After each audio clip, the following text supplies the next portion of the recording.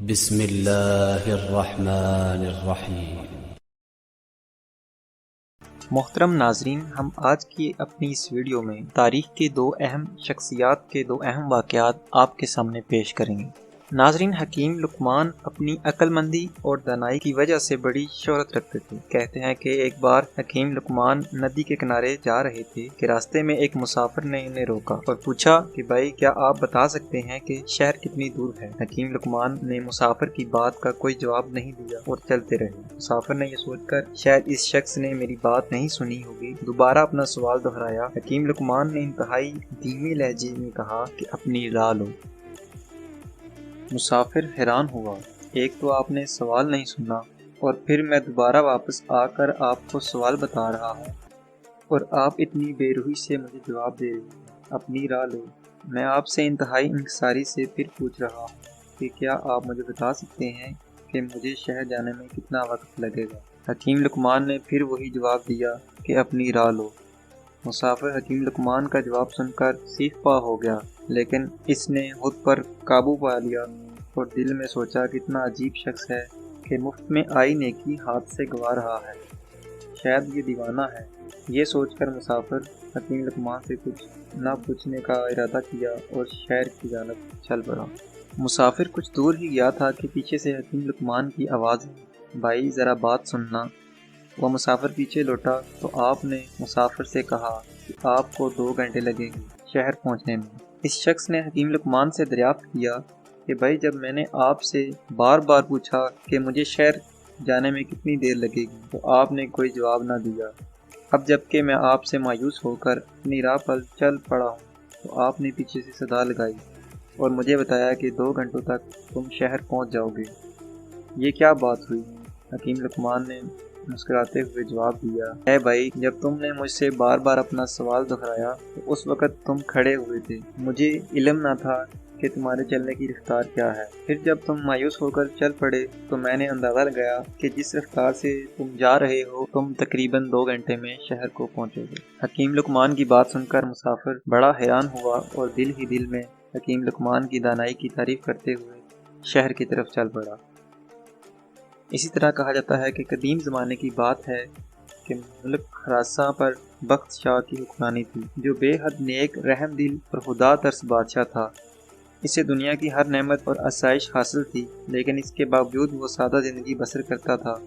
بخت شاہ کے برعکس اس کا وزیر دلاور بہت مغرور اور بد مزاج تھا۔ اس کا تعلق ایک دولت مند اور معزز گھرانے سے تھا۔ اعلیٰ حسب و نسب اور دولت کی ہیل پھیل نے دلاور خان کا دماغ خراب کر رکھا تھا۔ ان تمام خامیوں کے باوجود اس میں ایک خوبی تھی جو ان تمام خامیوں پر باری تھی، اور وہ خوبی یہ تھی کہ وہ حد سے زیادہ عقل مند اور نہایت قابل تھا۔ اس خوبی کی وجہ سے بخت شاہ اسے اس کی بد مزاجی کے باوجود برداشت کر رہا تھا۔ ایک دن کا ذکر ہے کہ بخت شاہ اسی وزیر کے ساتھ کسی سفر پر روانہ ہوا۔ ان کے ہمراہ ایک غلام بھی تھا۔ وہ تینوں اپنے اپنے گھوڑوں پر سوار تھے۔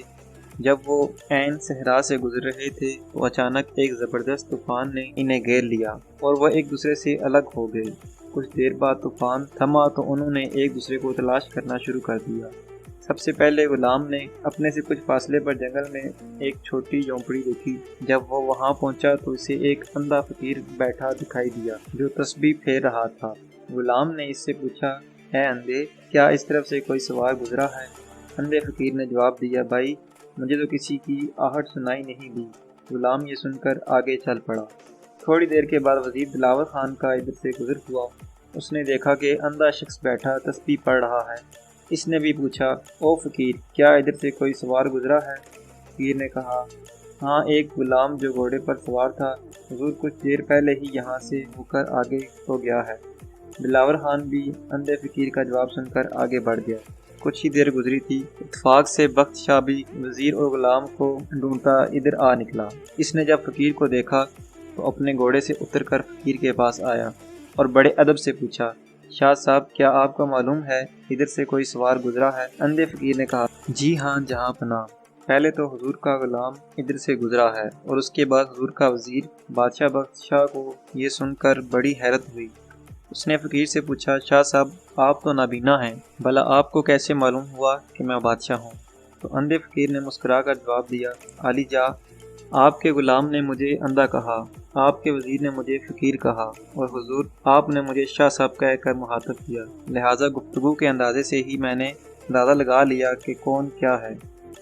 بخت شاہ اندھے فقیر کی باتوں سے بہت خوش ہوا اور اسے بہت سا انعام دے کر رخصت ہوا۔